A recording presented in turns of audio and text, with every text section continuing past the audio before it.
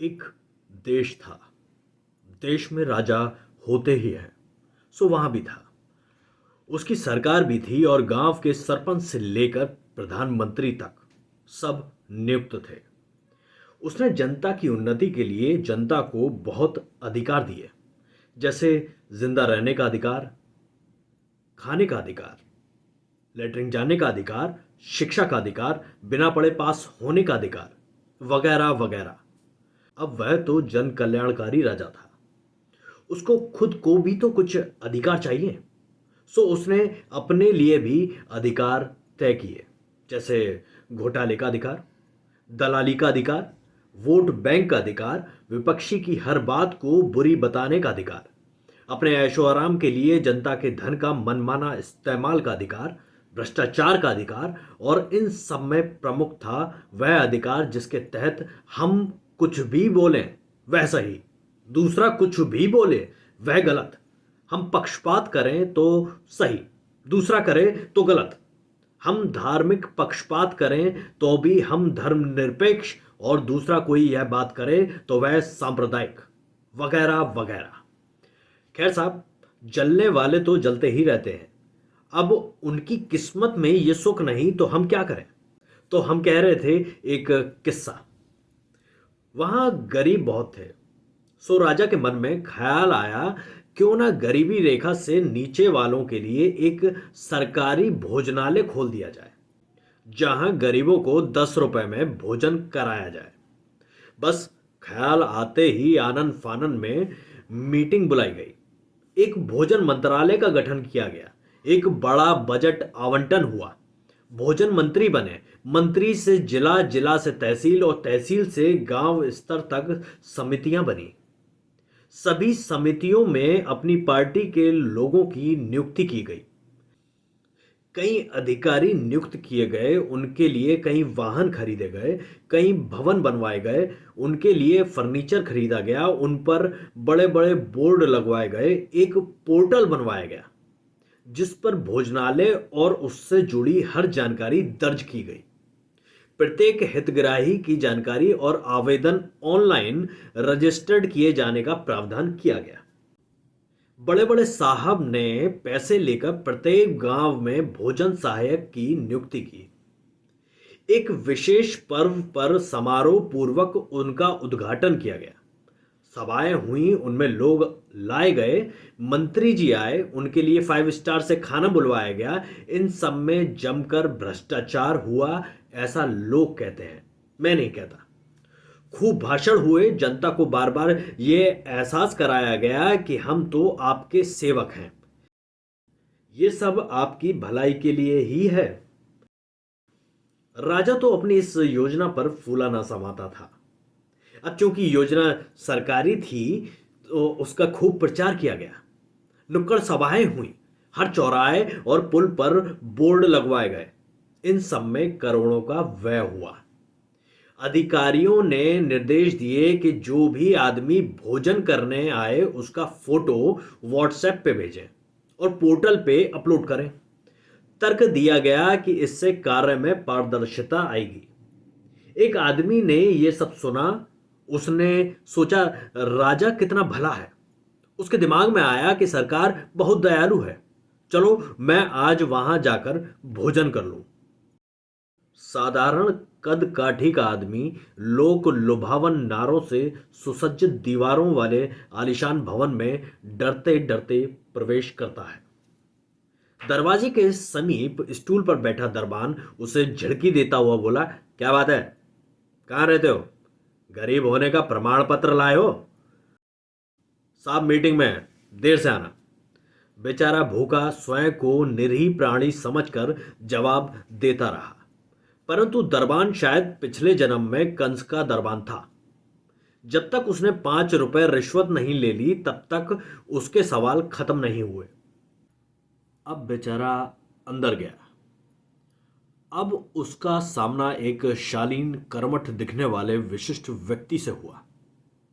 उसने एक ठंडी सांस लेते हुए कहा, भोजन के 10 रुपए जमा कर दो। आम आदमी का भूख से बुरा हाल था। उसने तत्काल 10 रुपए जमा कराए। पैसा जमा करने के बाद उसे एक रसीद और एक फॉर्म देकर वह विशिष्ट व्यक्ति विशिष्ट सरकारी लहजे में बोला, इसे भरकर सामने वाले काउंटर पर जमा कर दो। फॉर्म पढ़कर वह बेचारा भूल गया कि वह किस देश का नागरिक है। उस फॉर्म में जो जानकारी भरी जानी थी, उनमें प्रमुख थी आवेदक का नाम, पता, जाति, उम्र, व्यवसाय, गरीबी रेखा सूची का क्रमांक, आधार कार्ड नंबर, आईडी नंबर, आप कितनी रोटियां खाएंगे, गेहूं का प्रकार लिखें, रोटी की लंबाई चौड़ाई लिखें, रोटी गैस अथवा चूल्हे पर बनाई जाए, सही विकल्प पर टिक करें। दाल सादी या एग मार्क वाली, किस ब्रांड की, उसमें पानी का प्रतिशत और चाहे गए मसालों के नाम और उनकी मात्रा का ब्यौरा दें। अन्य अचार पापड़ आदि के बारे में भी इसी प्रकार की जानकारियां थीं।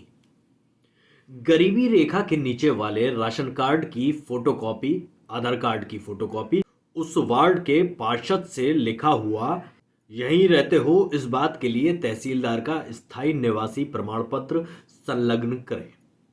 उस फॉर्म को भरने में बेचारे की रही सही ऊर्जा भी खत्म हो गई। निढाल होकर उसने फॉर्म जमा किया और भोजन का इंतजार करने लगा। बहुत देर बाद उसको उस कहावत का अर्थ समझ में आया जो उसने कभी 5वीं कक्षा में रटी थी। हर चमकने वाली वस्तु सोना नहीं होती, हर शालीन कर्मठ दिखने वाला विशिष्ट व्यक्ति नहीं होते। कुछ घंटे व्यतीत हो जाने पर, बार बार पूछे जाने पर उसको यह बताया गया, साहब अभी मीटिंग में है, आपका आवेदन पहुंचा दिया गया है। जैसे ही साहब की स्वीकृति मिलेगी आपके भोजन का प्रबंध हो जाएगा। गरीब देश का गरीब नागरिक इंतजार के सिवाय कर ही क्या सकता है। पैसे तो जमा कर ही चुका था, पर देखिए देर है अंधेर नहीं। आखिर साहब बाहर निकले और मंत्री जी को फोन पर बधाई देते हुए बताया, सर हमने जो गरीबों के हित में योजना बनाई है उसमें पहला आवेदन आ चुका है।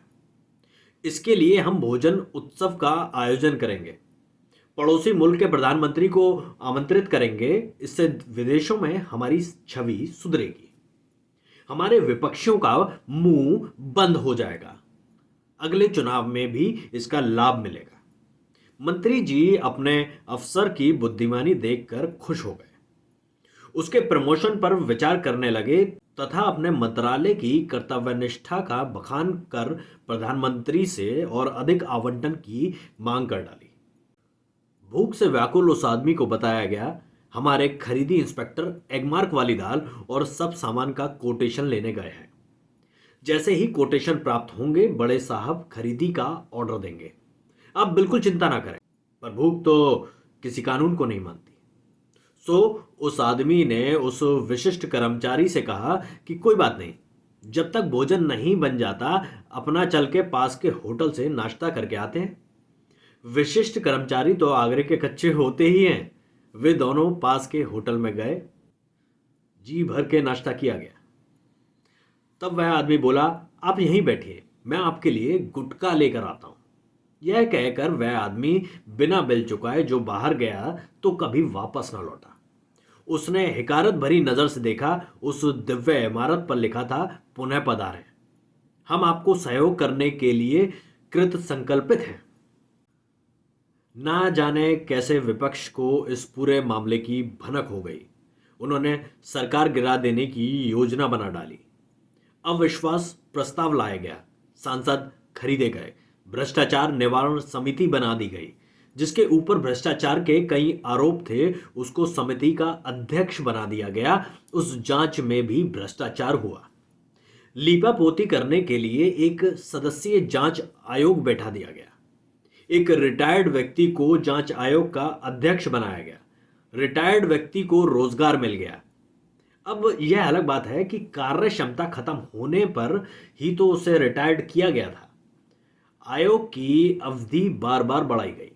कई साल बाद करोड़ों रुपए खर्च करके आयोग ने रिपोर्ट पेश की। वह व्यक्ति भूखा नहीं गया था, उसे हमारे कर्मचारी ने अपने व्यय से नाश्ता कराया था। कर्तव्यनिष्ठ कर्मचारी को समारोह पूर्वक राष्ट्रीय पुरस्कार दिया गया।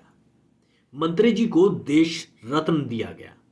मंत्री जी की फोटो छपी और नीचे लिखा गया, हम किसी को भूखा नहीं रहने देंगे, हम आपका सहयोग करने के लिए कृत संकल्पित हैं। फिर भी आम आदमी इन सब का लाभ ना ले पाए तो यह उसका भाग्य है। इसमें सरकार का क्या दोष। लेखक कमल किशोर वर्मा कनौत का लिखा यह व्यंग आपको कैसा लगा, अपना कमेंट करके जरूर बताइएगा। नमस्कार।